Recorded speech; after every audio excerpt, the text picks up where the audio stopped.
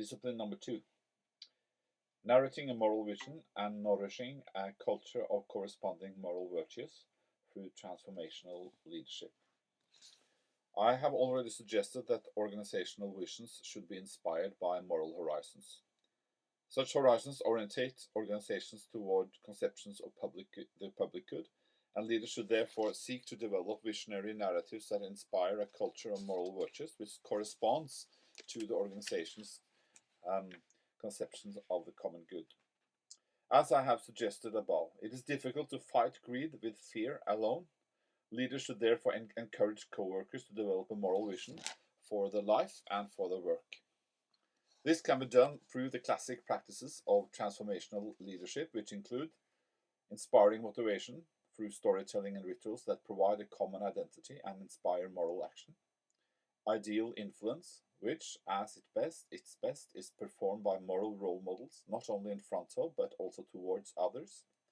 Intellectual stimulation. Through learning events, leaders should stimulate moral reflections on virtues that oppose greed and corruption, in particular, moderation, generosity, and equal regard. Ideally, learning events should also stimulate reflections on larger moral themes, such as the issue of distributive justice. Individual consideration and coaching that helps people to reflect on and embrace the virtues more personally and act on them in their everyday life. Discipline number 3. Encouraging ethical and system dynamic thinking at the level of task-oriented and strategic leadership.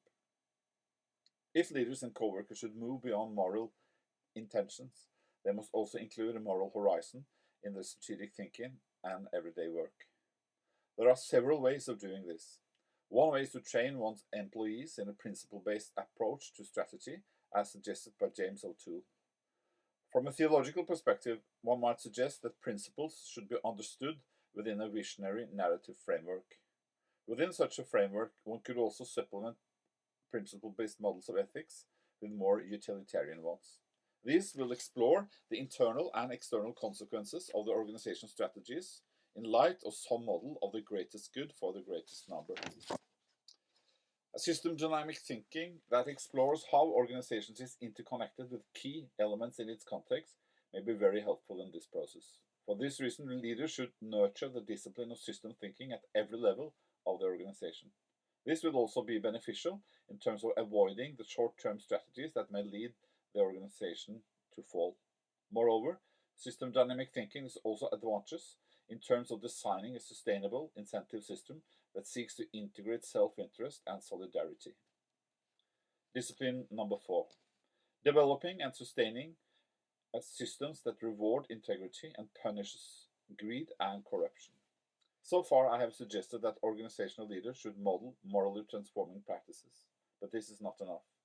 Leaders must also act and develop systems that reward integrity and punish greed and corruption. In other words, transformational leadership is not enough. Leaders must also engage in courageous forms of transactional leadership. Robert Rothberg's studies of corruption in the public sphere show that piety and moral appeals are not enough. People must be punished, sacked, and sent to court. Or to use his own metaphor, heads must roll.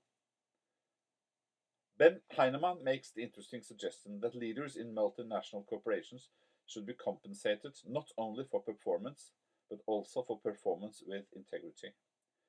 Particularly when this takes place in difficult emerging markets. Heinemann also points to General Motors under the leadership of Jack Welch and Jeff Immelt as an example of a well-functioning anti-corruption program.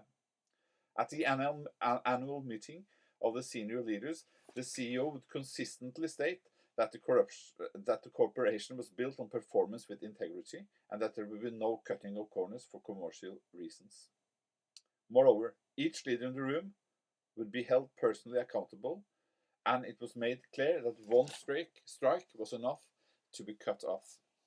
This top-down approach was also combined with bottom-up approaches that gave employees voices through different forms of discussion, the possibilities of peer accountability, and an ombud system that provided the possibility of reporting concerns anonymously if necessary. Conclusion.